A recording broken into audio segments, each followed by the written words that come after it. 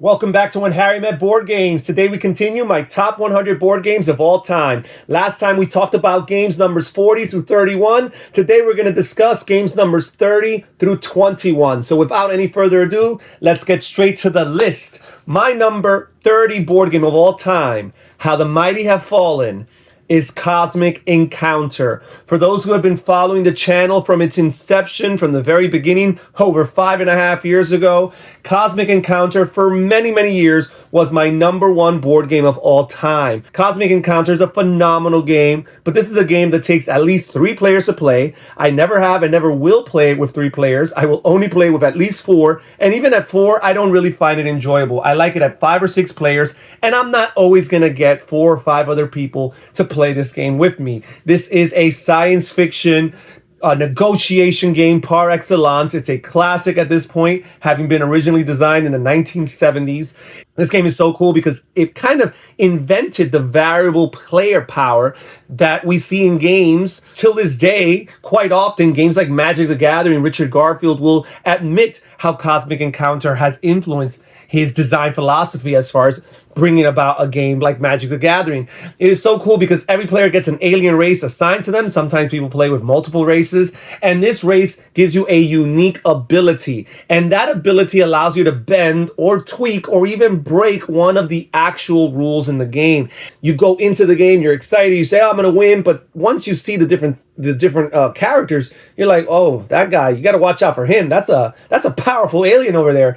And you kind of figure out who's going to align with who. There's lots of alliances going on in this game because this is a game that doesn't only have necessarily one winner. There could be only one winner, but the only thing that's guaranteed is that there will be one loser at the end of the game because people can win in alliance, and there's lots of opportunities for betrayal. The combat system, the card play is so simple, but at the same time, so exciting to see how it carries out and the different modifiers that players can play to change the outcome of a combat, and also how the combat interacts with maybe somebody else's power around the table. Really cool. My number 30 board game of all time, Cosmic Encounter. Now we move on to my number 29, and this is the opposite of Cosmic Encounter. This is not a game that has gone down on this on the list. It's a game that's actually risen. This is a game that last time I did a top 100 didn't even factor into my top 100, and now it's as high as 29, and it's DC Deck Building. DC Deck Building is a game I've been playing for quite a while. It's among the older games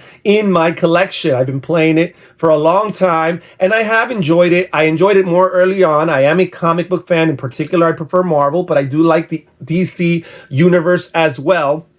And I love the deck building genre. It's one of my favorite, if not my favorite, board game mechanism.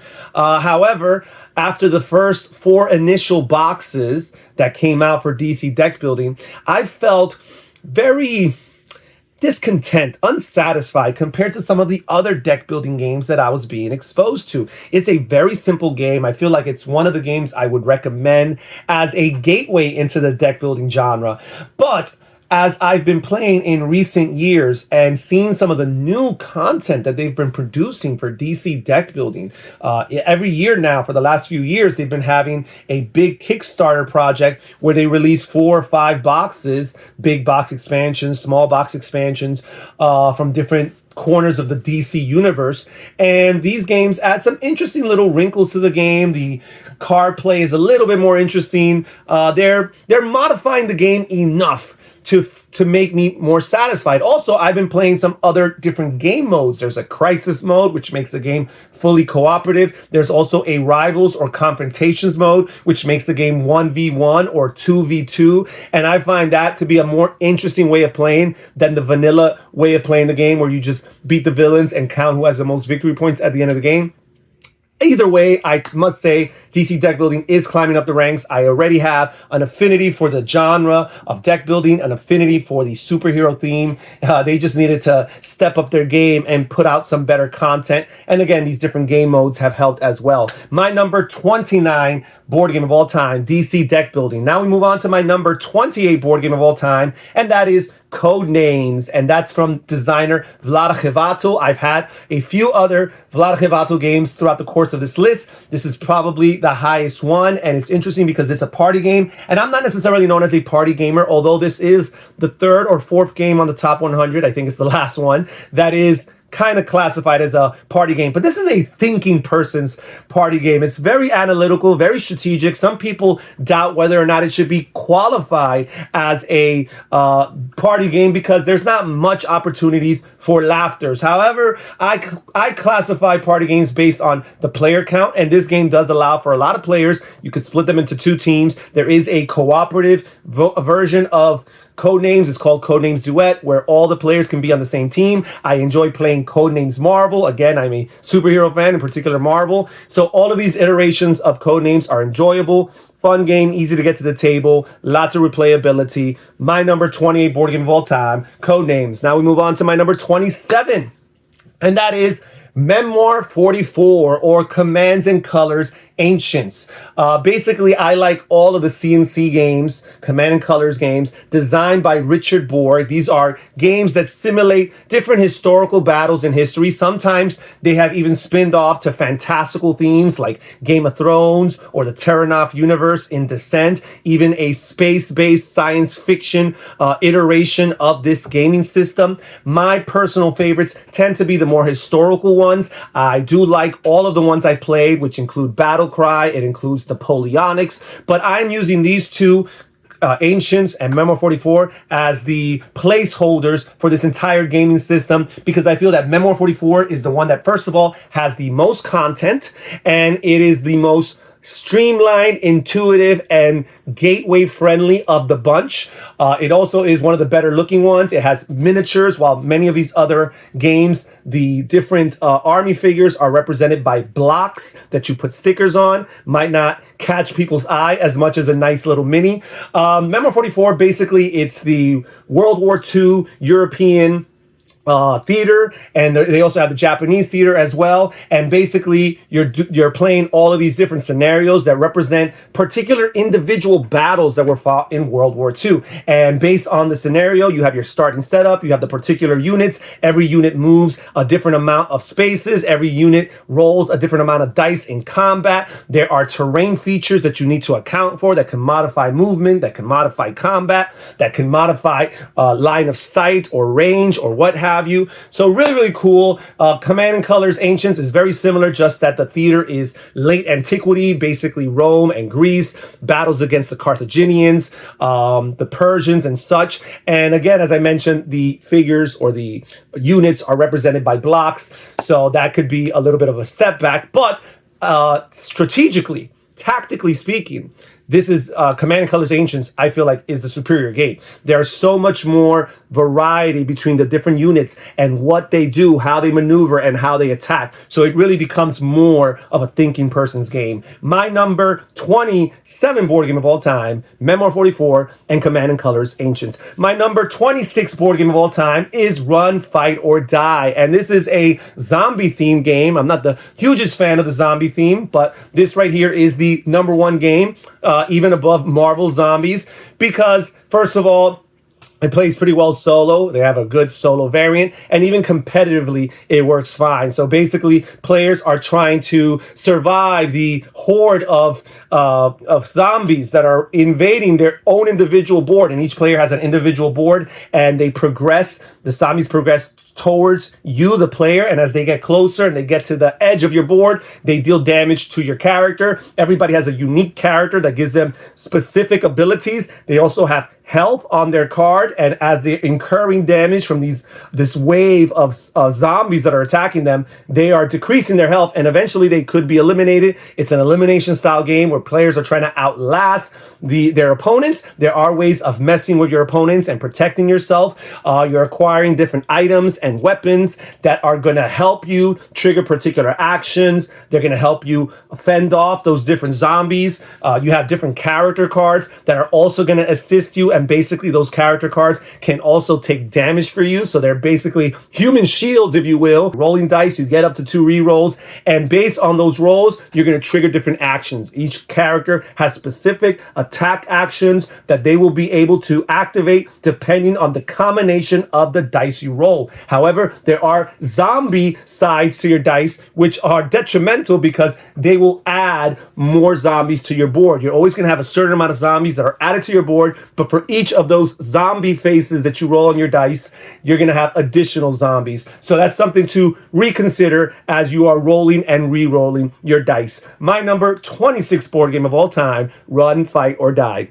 My number 25 board game of all time is Marvel Heroes. And as I've mentioned over the course of this 100, I am a big Marvel fan, and I've gotten even more into these Marvel-themed board games in recent years. And Marvel Heroes is a pioneer of sorts in the modern board game hobby as far as the superhero genre. You have lots of games from days of old, from the 70s and 80s and 90s, mass market style games, reskinning of monopolies and such that represent the Marvel or superhero theme. However, Marvel Heroes was designed by the same group of designers that made War of the Ring, a very well-renowned, established game in the board game industry, and they took on the challenge of doing Marvel Heroes. And while this game did not have nearly the amount of success as War of the Ring and has never been reprinted ever since, it's been out of print for over a decade, this game here, I enjoy it, and I see some of the flaws. I have not played the game too many times. I've played it about 5 or 6 times,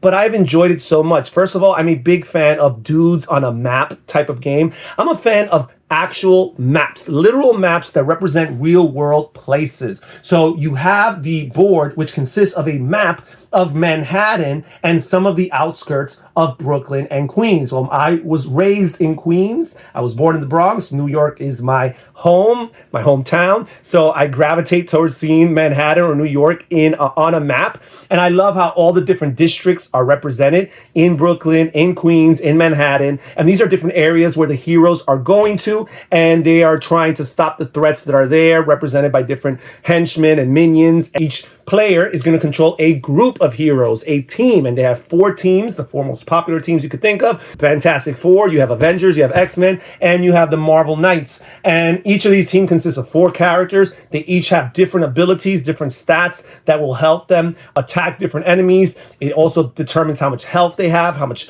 damage they could sustain. And you're rolling dice and you're engaging in this combat, and one of the players around the table, this is not a cooperative game, this is a competitive game where basically you're trying to see who's the best team of heroes, who scores the most points because they defeated the most villains type of thing.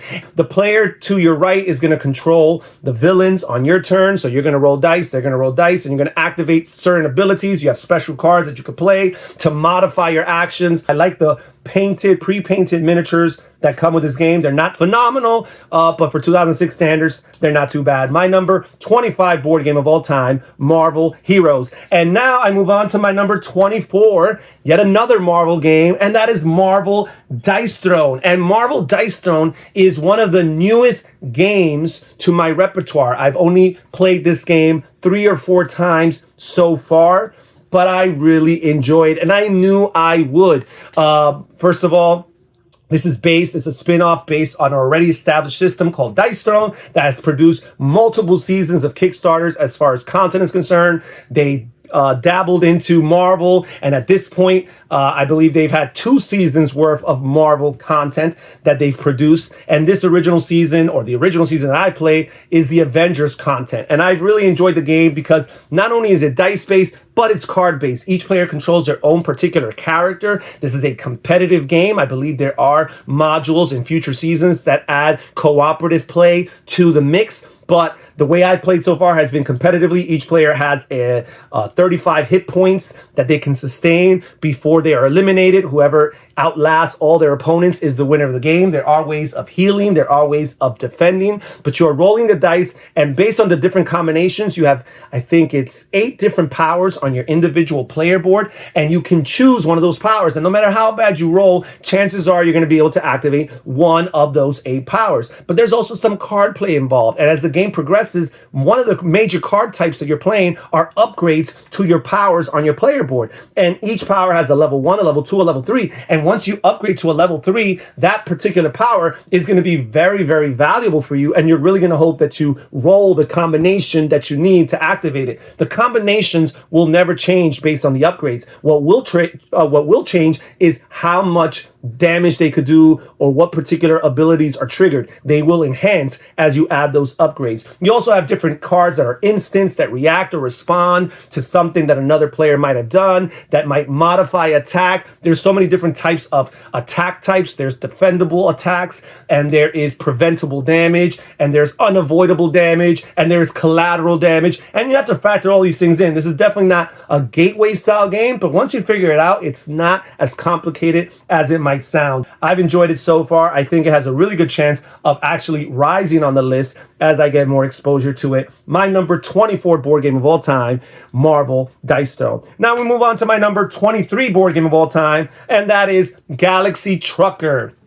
And this is another Vlada Chvátil game. I actually said that Codenames might have been the highest. I forgot about Galaxy Trucker. This game is so simple, but so much fun. First of all, the tile laying, the tile placement aspect of the game. I enjoy tile laying. I enjoy tile placement as a mechanism. I'm a big fan of the classic Carcassonne from days of old. And I just like the fun aspect of building this efficient spaceship that can factor in all the particular challenges that you're going to face in outer space. Because basically this game is divided to 2 phases. And the first phase is where you kind of like it's simultaneous play where all the players are building their particular spacecraft, and you're drafting tiles and you're deciding right then and there where they should go or if you want to discard it. And as you make that decision, you can never, there's no takesy backsies, right? So once you've discarded a card, you get another tile and you might say, oh man, that one would have been great to have, but too bad. And all these different tiles are either going to strengthen your ship or make your ship faster, make it sustain more damage. You might have one side of your ship, it's not necessarily going to be symmetrical, right? You have one side of your ship that looks nice and complete. Your other side of your ship looks incomplete. One side is nice and defendable, can take any damage that comes its way. The other side is super susceptible and vulnerable.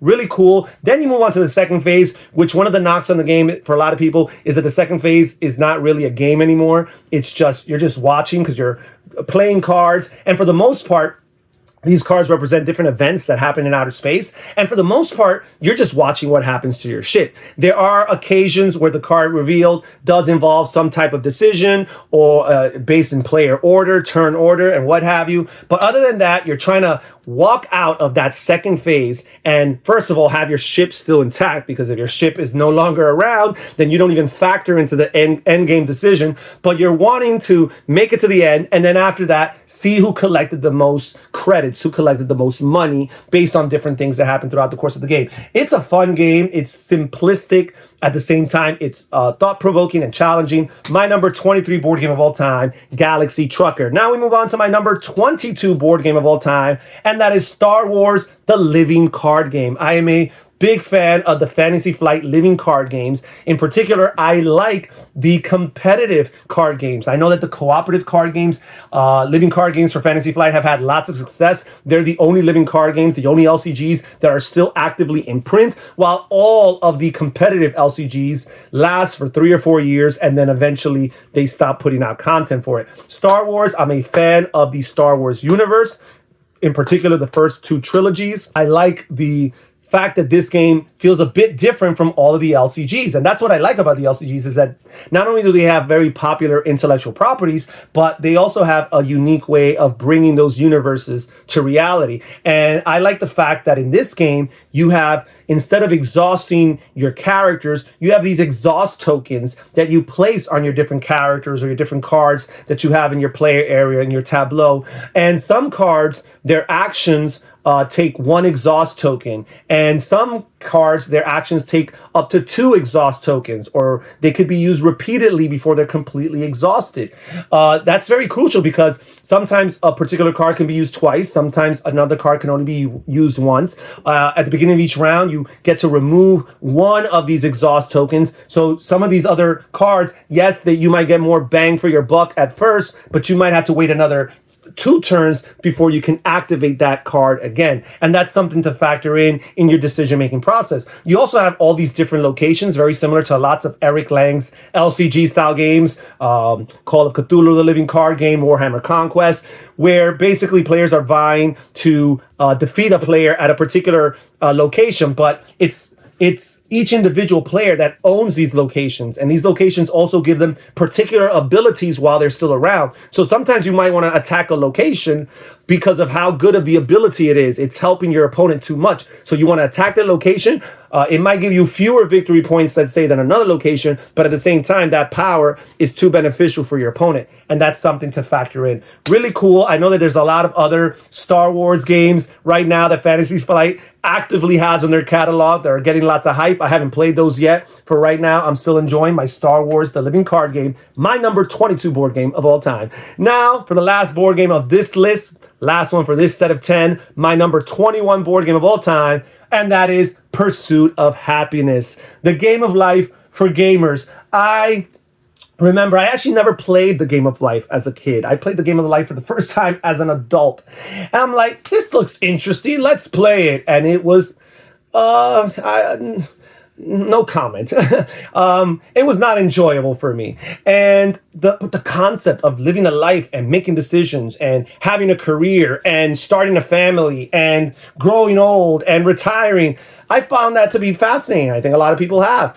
And Pursuit of Happiness has found a way to make it mechanically satisfying. It's a worker placement game. It has some unique nuances to the worker placement where when you place a worker on your spot, you're not blocking it from your opponent, you're blocking it from yourself. So I find that to be cool. Your opponent can still take that same action, but if you want to take that same action during the same round, then you're going to pay a consequence and you're going to take some stress. You're going to incur some stress. And stress is a currency in this game, and it's a bad currency. It's going to speed up how fast you age, and the faster you age, the fewer rounds you will have in this game. The shorter your lifespan will be. That doesn't necessarily mean that you will lose the game, but it's going to give you less time to get in all your actions, and your opponents might have more time and benefit from that advantage. So that's something to factor in as you're placing your workers repeatedly on the same spot. You could even go a third time, but again,